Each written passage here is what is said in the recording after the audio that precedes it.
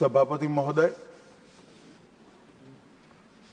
यह सदन जब से बना तब से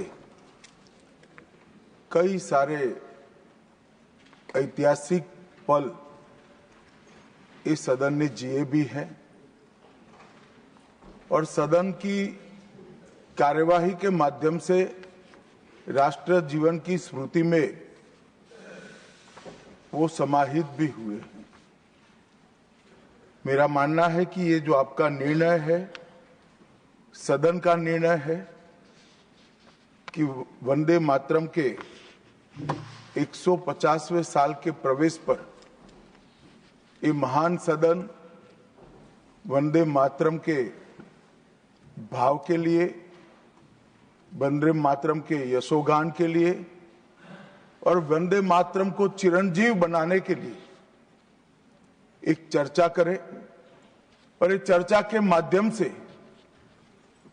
विशेषकर हमारे देश के बच्चे, किशोर, युवा, आने वाली पीढ़ियों तक वंदे मातरम का आजादी के लिए योगदान, वंदे मातरम गान की रचना में राष्ट्रभक्ति और राष्ट्र की संस्कृति के प्रति समर्पण का जो भाव है, उसका आने वाले महान भारत की रचना में योगदान, इसके संकल्प के साथ जुड़ाव, ये सभी चीजों से हमारी आने वाली पीढ़ियां भी युक्त हो। इसलिए मैं आपका और सदन के सभी सदस्यों का हृदय पूर्वक बहुत बहुत अभिनंदन करना चाहता हूं कि आज ये चर्चा यहां पर आकार ले रही है।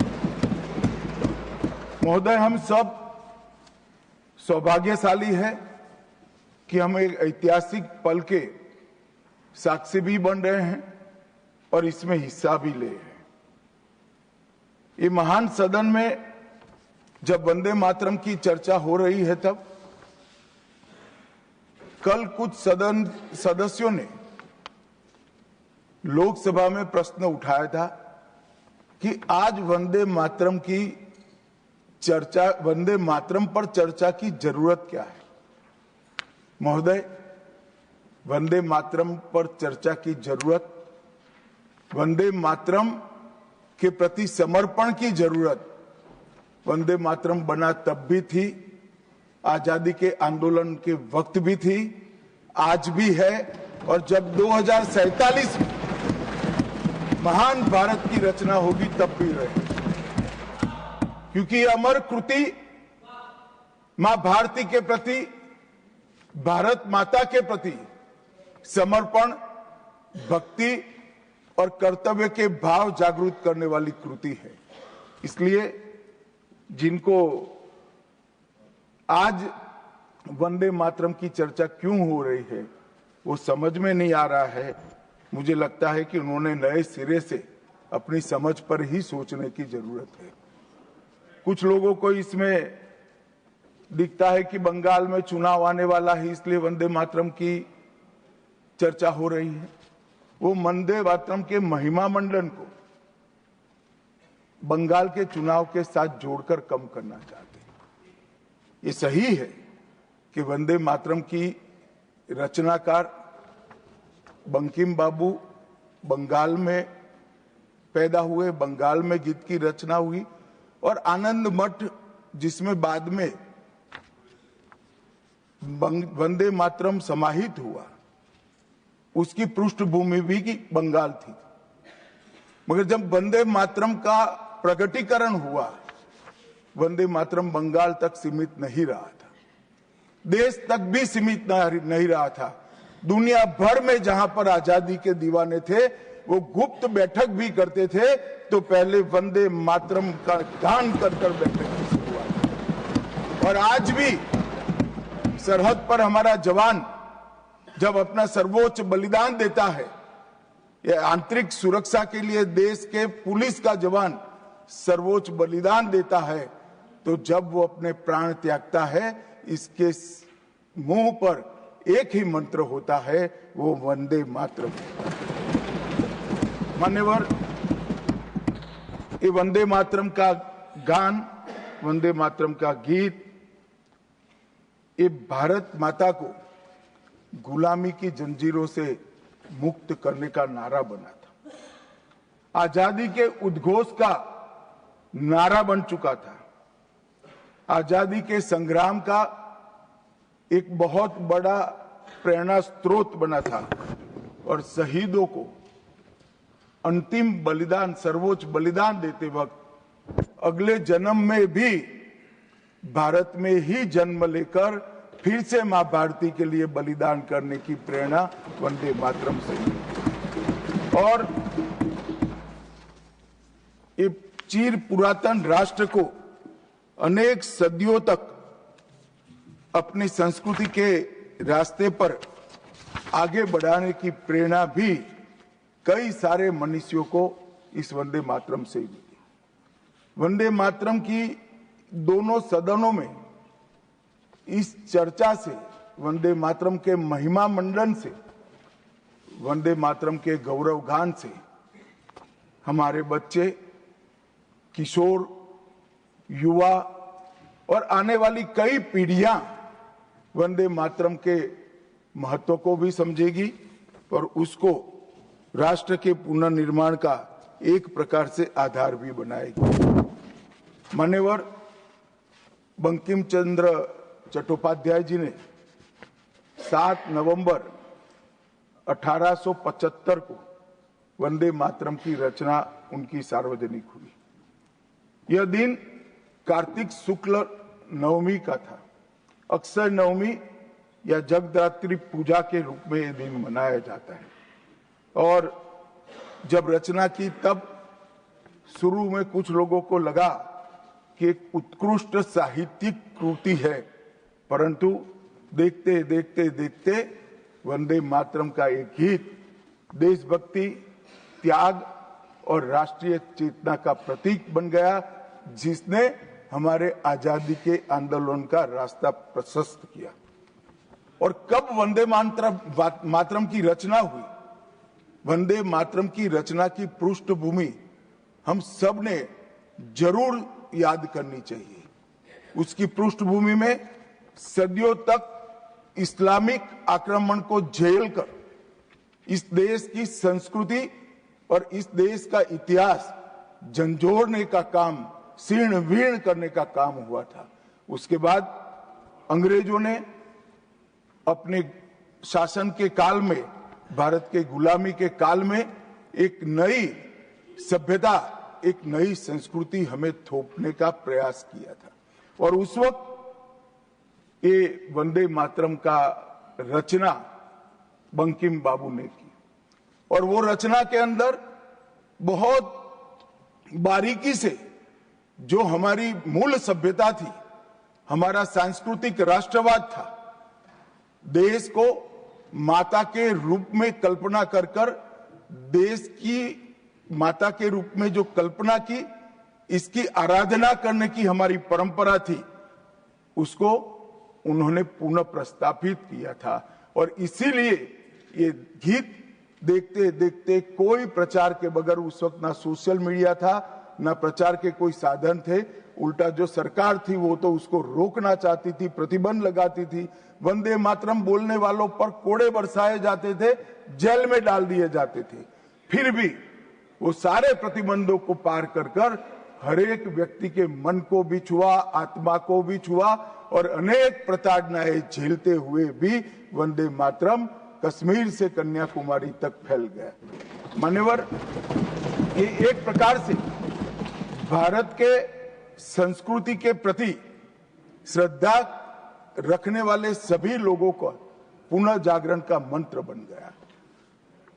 गुलामी के कालखंड में कई मंदिर, विश्वविद्यालय, कला केंद्र, हमारी कृषि व्यवस्था है, हमारी शिक्षा व्यवस्था, कई सारी लाइब्रेरी अस्त व्यस्त हो गई, तोड़ दी गई, शीर्ण वीर्ण कर दी गई, मगर हमारी संस्कृति, उसके भाव को हमारे जनमानस से कोई नहीं मिला।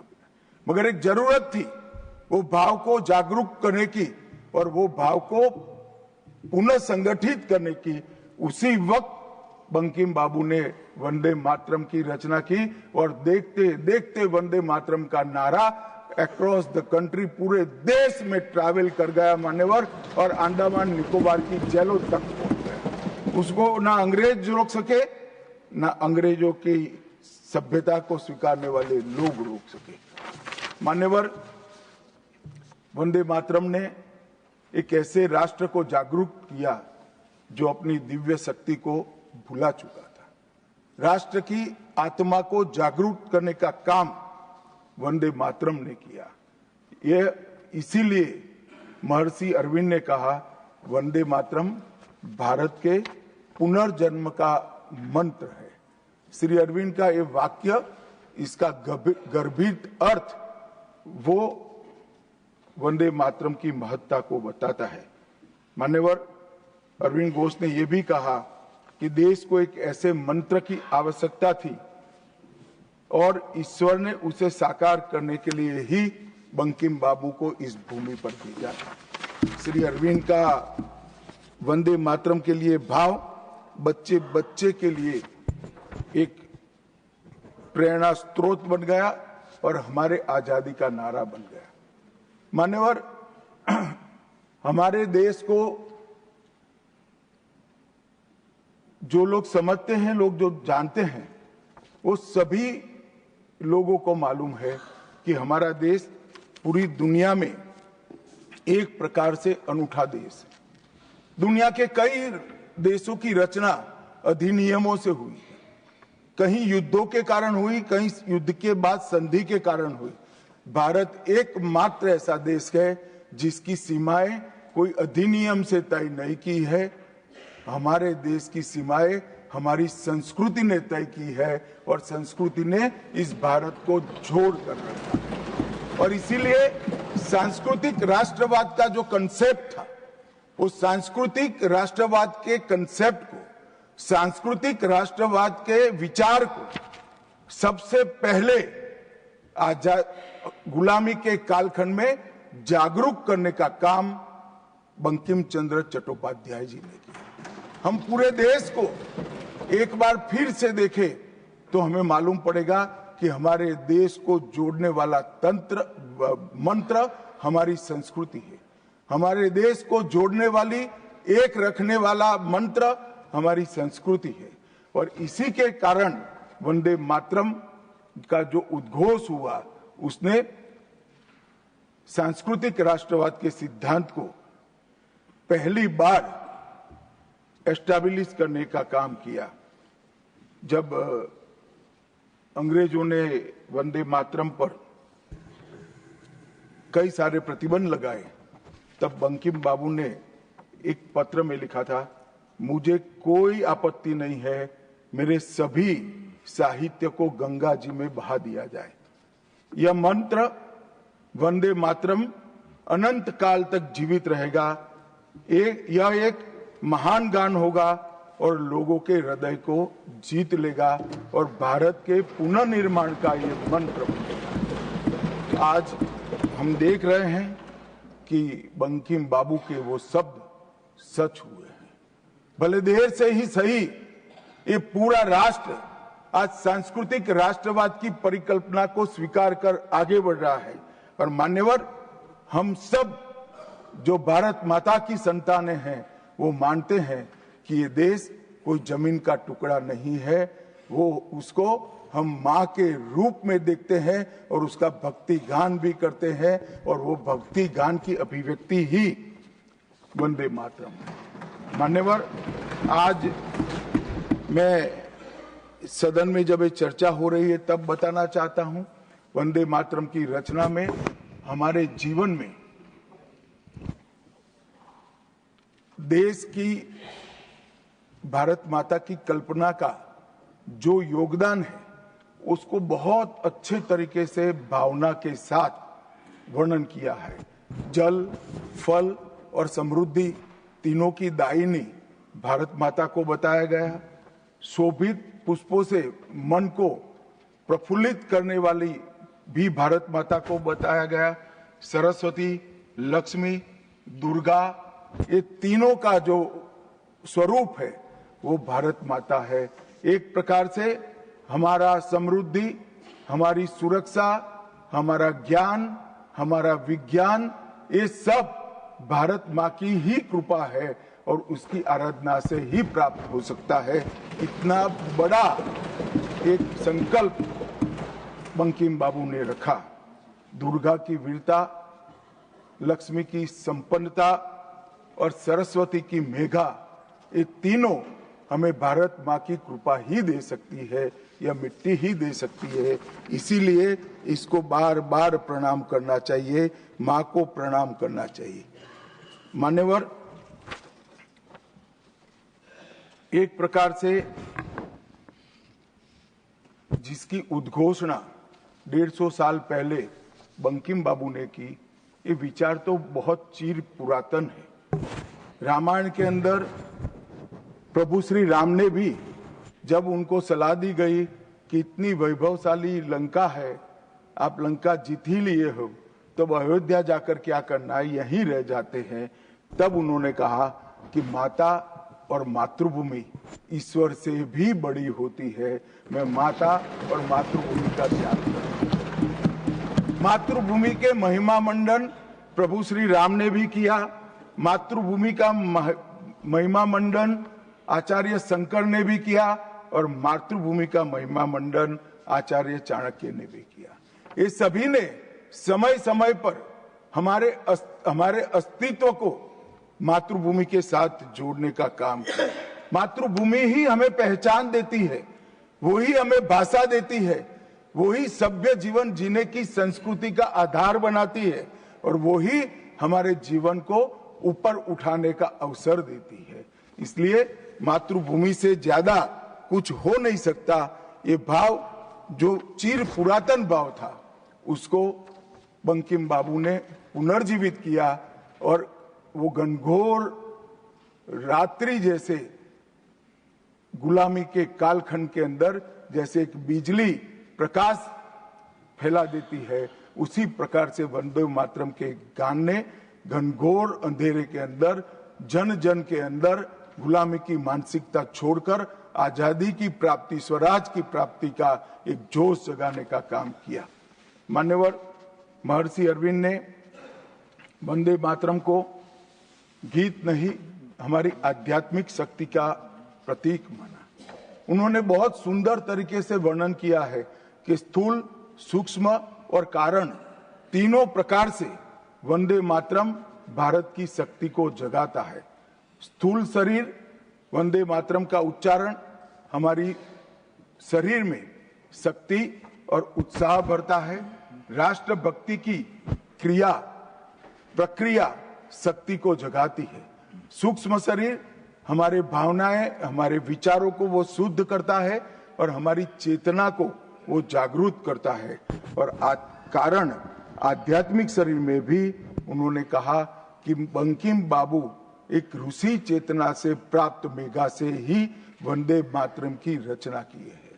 और बहुत अच्छे तरीके से उन्होंने कहा, यह गीत केवल देशभक्ति की, देश प्रेम की अभिव्यक्ति नहीं है, बल्कि भारत माता की दिव्य शक्ति का आह्वान है। भारत की मूल चेतना, सनातन शक्ति, उसको पुनर्जीवित करने का ये वंदे मातरम मंत्र है। और इसीलिए आजादी के वक्त सभी हमारे नेताओं ने वंदे मातरम को आजादी के आंदोलन का आधार बनाने का काम किया। कई सारे हमारे आजादी के संग्राम के सेनानी जिनको अंग्रेजों ने फांसी पर चढ़ाया, इस सब में एक चीज सामान्य निकल कर आती है, तो फांसी के तख्ते पर चढ़ते चढ़ते जो शहीद अंतिम शब्द बोले वो सभी के मुंह से वंदे मातरम ही निकला।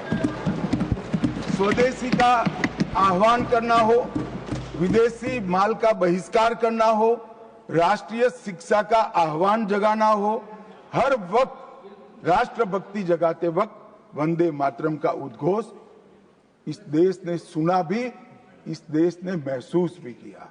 पंजाब के गदर आंदोलन में वंदे मातरम के शीर्षक से कई पर्चे बांटे गए। महाराष्ट्र में वंदे मातरम के विशेष अंक गणपति और शिवाजी के उत्सव में बांटे जाते थे।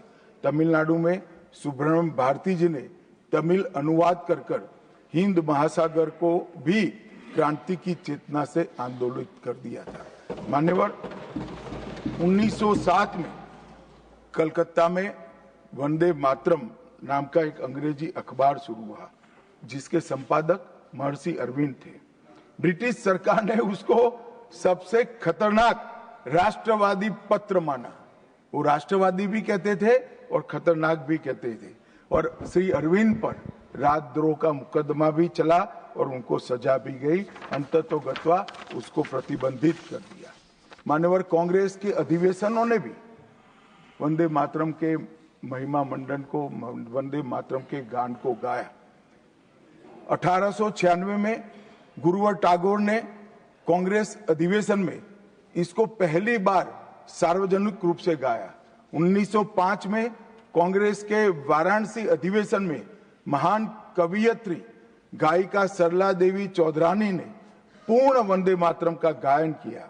और 15 अगस्त 1947 को जब देश आजाद हुआ, सुबह 6:30 बजे सरदार पटेल के आग्रह पर पंडित ओमकारनाथ ठाकुर जी ने आकाशवाणी से अपने मधुर स्वर में वंदे मातरम का गान कर देश को भावुक कर दिया। और ये सभी भावना को देखते हुए संविधान सभा की अंतिम बैठक 24 जनवरी 1950 को संविधान सभा के अध्यक्ष राजेंद्र प्रसाद जी की अध्यक्षता में जो हुई, उसमें राष्ट्रगान के बराबर सम्मान देते हुए वंदे मातरम को राष्ट्रगीत घोषित करने का काम किया। मान्यवर,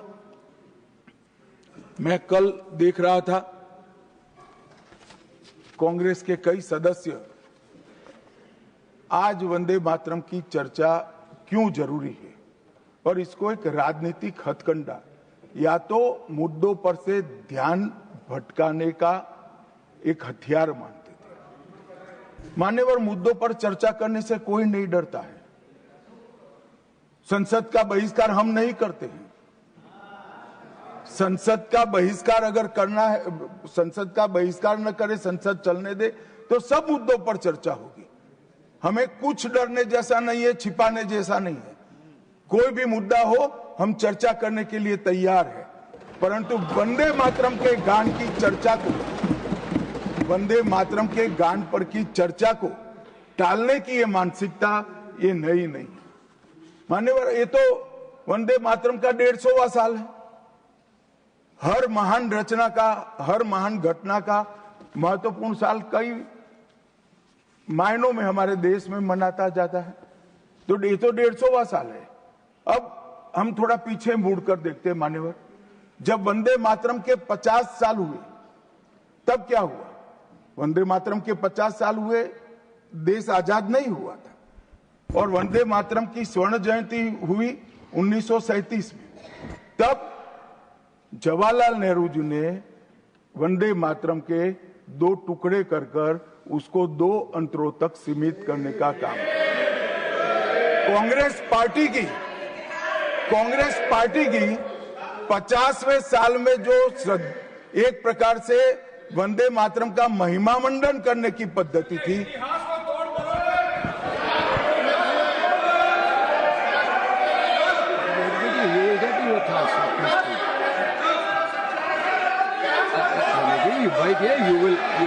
you will get your chance to speak now.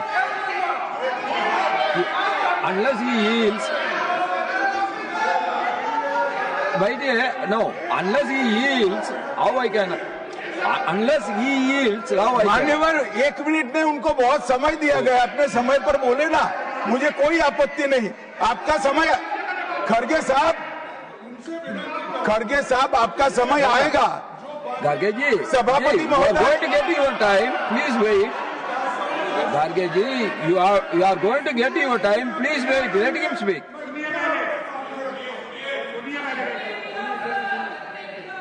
मान्यवर, 50वें पड़ाव पर वंदे मातरम को सीमित कर दिया गया।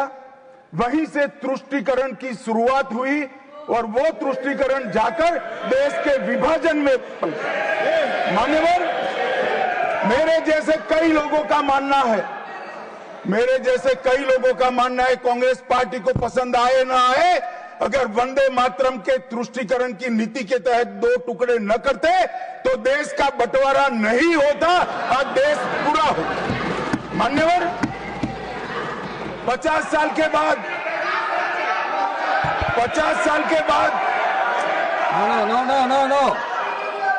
No, nothing will 50 साल go के on बाद record except honorable minister's speech. Please.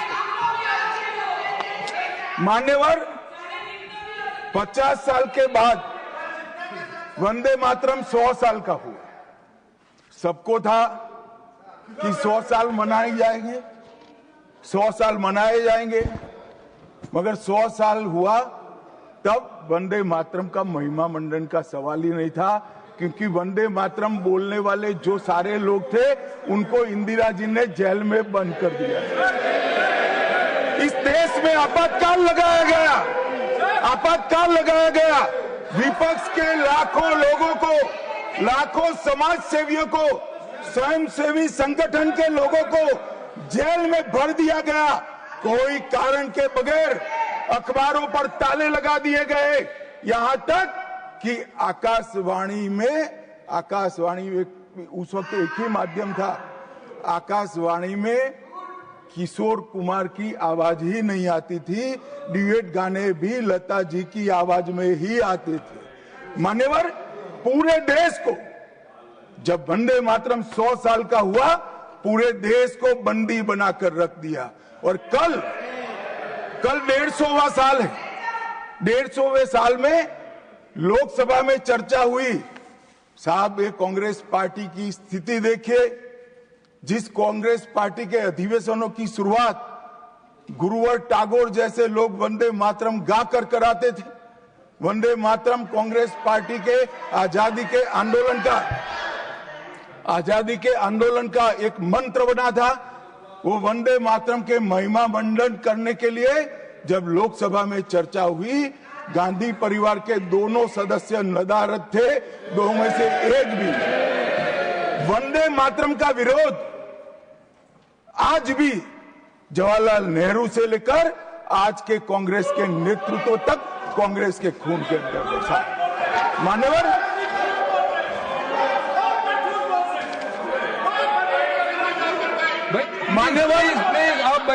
Please आप बैठिए। मान्यवर, मैं तथ्यों के आधार पर कहता हूं, कांग्रेस पार्टी की एक नेत्री ने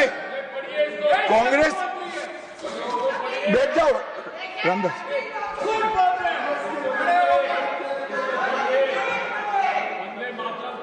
अरे दिग्विजय जी, अब नौकरी पक्की है, इस आयु में क्या कर रहे हो भैया, अब नहीं जाएगी नौकरी। मान्यवर, मैं जो कह रहा हूं वो रिकॉर्ड का हिस्सा है दूसरे सदन का। मान्यवर, दूसरे सदन की चर्चा में कांग्रेस पार्टी की एक प्रमुख नेत्री ने कहा है कि वंदे मातरम की आज चर्चा की कोई जरूरत नहीं है। मुझे मालूम नहीं पड़ता कि वंदे मातरम से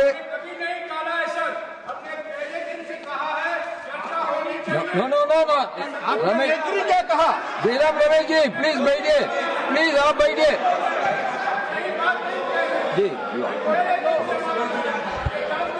साहब, माननीय सदस्य जयराम जी का प्रॉब्लम है कि वो सिर्फ विपक्ष की ही बात सुनते हैं, अपने नेताओं की बात को सुनते नहीं है। मैंने ऐसा नहीं कहा, आपने कहा है। मैंने ऐसा कहा कि लोकसभा में चर्चा में कांग्रेस पार्टी की एक प्रमुख नेत्री ने कहा है कि अभी इस समय वंदे मातरम की चर्चा की कोई जरूरत नहीं। ये रिकॉर्ड पर है, रिकॉर्ड पर।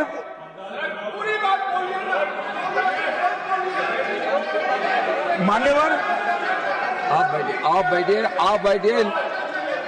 मान्यवर,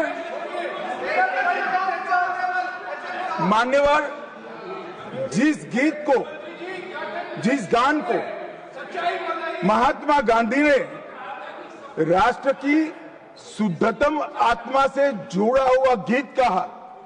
बिपिन चंद्र पाल ने एक राष्ट्र धर्म है जिसमें राष्ट्रभक्ति और कर्तव्य दोनों समाहित है, जिसकी अभिव्यक्ति वंदे मातरम करता है। वो वंदे मातरम का टुकड़ा करने का काम भी कांग्रेस पार्टी ने किया था। मान्यवर, अंतर्राष्ट्रीय स्तर पर भी वंदे मातरम ने हमारे आजादी के आंदोलन को गति देने का काम किया। श्यामजी कृष्ण वर्मा, मैडम भिखाजी कामा और वीर सावरकर ने जो भारत का त्रिवर्ण ध्वज निर्मित किया था, उस पर स्वर्णिम अक्षर में एक ही नाम था, वंदे मातरम। मान्यवर, बर्लिन के ओलंपिक्स में भी 1936 में गुलामी के कालखंड में भी जब हमारे हॉकी की हमारी टीम को उत्साह की जरूरत थी, प्रेरणा की जरूरत थी, कोच ने लाइन में खड़े कर भावपूर्ण तरीके से वंदे मातरम का गान किया और हम गोल्ड मेडल जीत कर आ गए। मान्यवर, भारतीय जनता पार्टी की रचना हुई तब से हमारी तो पार्टी की रचना ही सांस्कृतिक राष्ट्रवाद और ये देश अपने मूल संस्कृति के आधार पर, मूल विचारों के आधार पर चलना चाहिए, पाश्चात्य संस्कृति के आधार पर नहीं चलना चाहिए। इसीलिए हमारी पार्टी की स्थापना थी।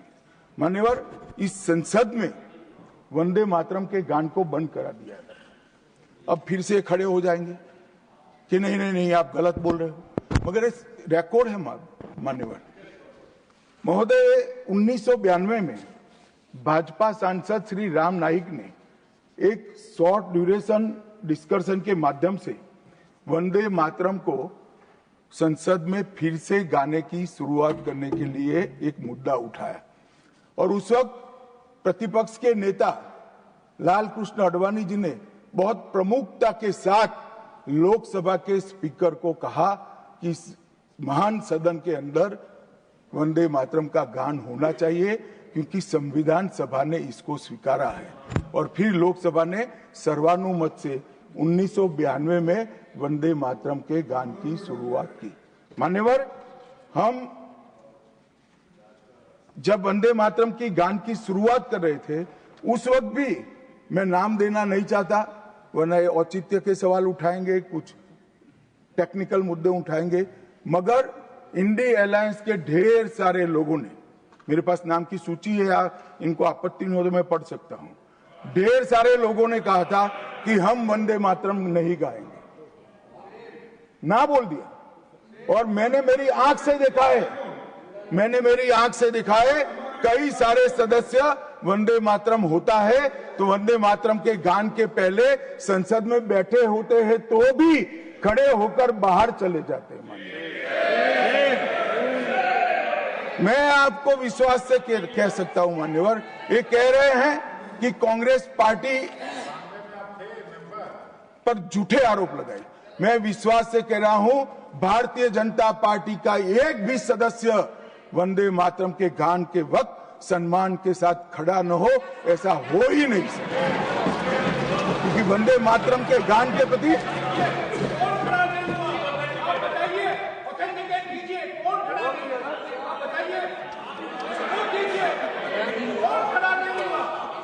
आप बैठिए, आप बोथ बैठिए प्लीज, आप बोथ बैठिए प्लीज, बैठिए please. You will get your chance to speak. You can say your opinion when the turn comes to you.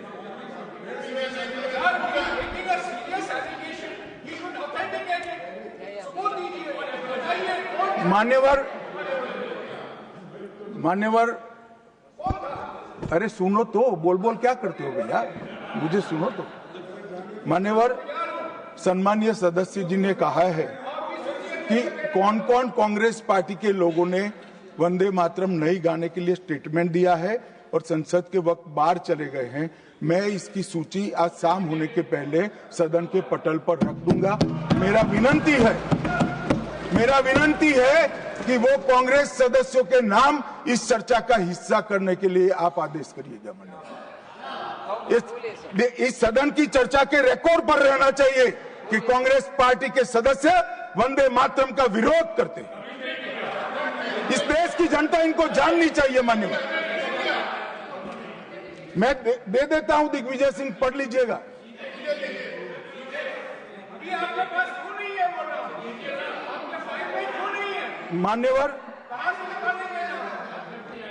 मान्यवर, वंदे बंकिम चंद्र चटर्जी की, चट्टोपाध्याय जी की 130वीं जयंती पर हमारी सरकार ने, डाक विभाग ने एक स्टैंप जारी किया। स्वतंत्रता की 75 की वर्षगांठ के उपलक्ष्य में हर घर तिरंगा का अभियान भी हमने करा और उस वक्त हमने, हमारे प्रधानमंत्री जी ने जनता का आह्वान किया था कि तिरंगा फहराते वक्त वंदे मातरम बोलना नहीं भूलना चाहिए। और मान्यवर, ये वंदे मातरम की 150वीं वर्षगांठ, उसको भी भारत सरकार बहुत अच्छे तरीके से हमने मनाने का तय किया है। 1 अक्टूबर 2025 को केंद्रीय मंत्रिमंडल ने पूरा वर्ष वंदे मातरम के यशोगान में मनाया जाएगा, इसका प्रस्ताव पारित किया। 24 अक्टूबर 25 को राष्ट्रीय और अंतर्राष्ट्रीय स्तर पर समन्वयित कार्यक्रमों की रूपरेखा तय की गई। माननीय प्रधानमंत्री जी ने भारत माता को पुष्पांजलि देकर 7 नवंबर 25 को नई दिल्ली में ये वर्ष का शुभारंभ किया। उसका चरण 1 नवंबर में हो चुका है, चरण 2 जनवरी 26 में होगा, चरण 3 अगस्त 26 में होगा और चरण 4 नवंबर 26 में होगा। स्मारक डाक टिकट का वो भी हम जारी कर चुके हैं, सिक्का भी जारी कर चुके हैं। वंदे मातरम नाद एकम रूप अनेकम ऐसे शीर्षक से 75 वादकों द्वारा विशेष सांस्कृतिक प्रस्तुतिकरण की रचना भी हो चुकी है और सुबह 10 बजे उस दिन 7 नवंबर को देश भर में सामूहिक वंदे मातरम का गान भी भारत सरकार के आह्वान पर देश की जनता ने किया। मान्यवर, वंदे मातरम के 150 वर्ष, इसकी डॉक्यूमेंट्री और प्रदर्शनी बनाई गई है हर जिला सेंटर पर और हो सके तो तहसील सेंटर पर उसको दिखाया जाएगा। डिजिटल मोड पर करोड़ों लोगों को वो प्रदर्शनी भी भेजी जाएगी। ऑल इंडिया रेडियो, दूरदर्शन और FM चैनलों पर विशेष कार्यक्रमों को प्रसारित करने का हमने आयोजन किया है। प्रेस सूचना ब्यूरो द्वारा टायर T2 और टायर 3 शहरों में चर्चा सभाएं का आयोजन होने वाला है। सभी भारतीय दूतावासों में वंदे मातरम आधारित सांस्कृतिक संध्याएं आयोजित होने वाली है। Vande Mataram salute to mother earth के तहत वृक्षारोपण अभियान चालू है। हाईवे पर देशभक्ति आधारित वंदे मातरम के इतिहास को दर्शाते हुए भित्ति चित्र भी हम रखने वाले हैं। रेलवे स्टेशन और हवाई अड्डों पर LED डिस्प्ले के माध्यम से सार्वजनिक घोषणा भी होगी और वंदे मातरम और बंकिम चंद्र चट्टोपाध्याय जी पर 25 लघु फिल्में 1-1 मिनट की बनाने का भी हमने शुरुआत कर लिया है। मान्यवर, देश के प्रधानमंत्री जी ने लाल किले से अमृत काल के लिए पंच प्रण की घोषणा की थी। इसमें एक, जब देश आजादी की शताब्दी मनाता हो उस वक्त विकसित भारत का लक्ष्य हमने तय करना है। गुलामी की हर मानसिकता से मुक्ति प्राप्त करनी है। अपनी विरासत पर गर्व लेना है। देश की एकता और एकजुटता और अखंडितता को हमें संभाल कर रखना है और नागरिकों में कर्तव्य की भावना को हमें आगे बढ़ाना है। मान्यवर, जब देश के आजादी के 75 साल हुए, कोरोना काल होने के बावजूद 2 साल तक पूरे देश के हर गांव-गांव में आजादी के अमृत महोत्सव को मनाया गया। अमृत महोत्सव के माध्यम से इस देश की युवा पीढ़ी को हमारी 1857 से 1947 तक की पूरी आजादी के संघर्ष को हमारे युवाओं को परिचित कराया। कई नामी कई अनामी जिनके नाम भी इतिहास में दर्ज नहीं हुए, ऐसे स्वतंत्रता संग्राम के नायकों को ढूंढकर उनके स्मारक बनाए गए। देश भर में कई कार्यक्रम हुए और देशभक्ति का एक नया ज्वार खड़ा करने का प्रयास आजादी के बाद पहली बार 75 साल जब मनाए गए तब हुआ। और वहां से अटके नहीं, माननीय प्रधानमंत्री जी ने अमृत काल का विचार रखा। आजाद हुए तब से 75 साल जितनी भी सरकारें आई, अच्छा काम किया, सबने देश को बहुत आगे बढ़ाया है। हमने हमारे लोकतंत्र को पाताल से भी गहरा पहुंचाया है। हमारे लोकतंत्र की जड़ें आज मजबूत हो चुकी है मान्यवर।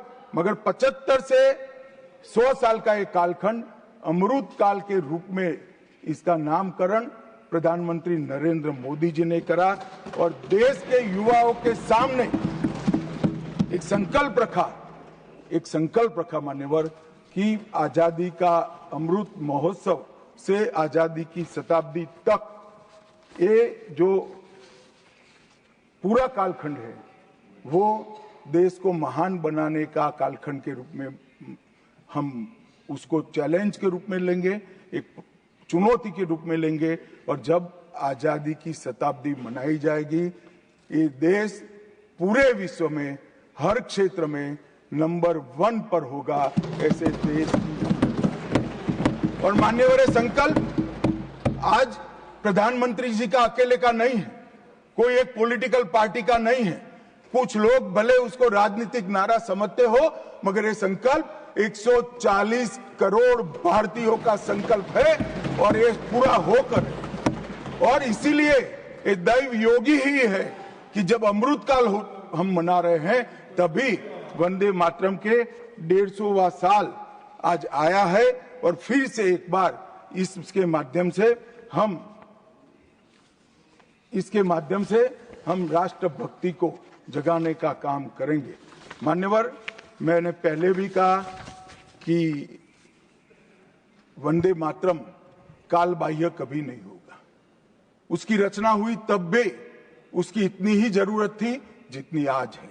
और मान्यवर, उस जमाने में वंदे मातरम देश को आजाद बनाने का कारण बना और अमृत काल में देश को विकसित और देश को महान बनने का नारा वंदे मातरम बनेगा, इसका मुझे पूरा विश्वास है। और मैं मानता हूं कि सदन में बैठे हुए सभी सदस्यों की साझी जिम्मेदारी है कि हम बच्चे बच्चे के मन में वंदे मातरम के संस्कार पुनः जागृत करें, हर युवा के मन में वंदे मातरम के नारे को प्रस्थापित करें, हर किशोर को वंदे मातरम की व्याख्या के रास्ते पर अपना जीवन समर्पित करने के लिए उसको प्रेरित करें।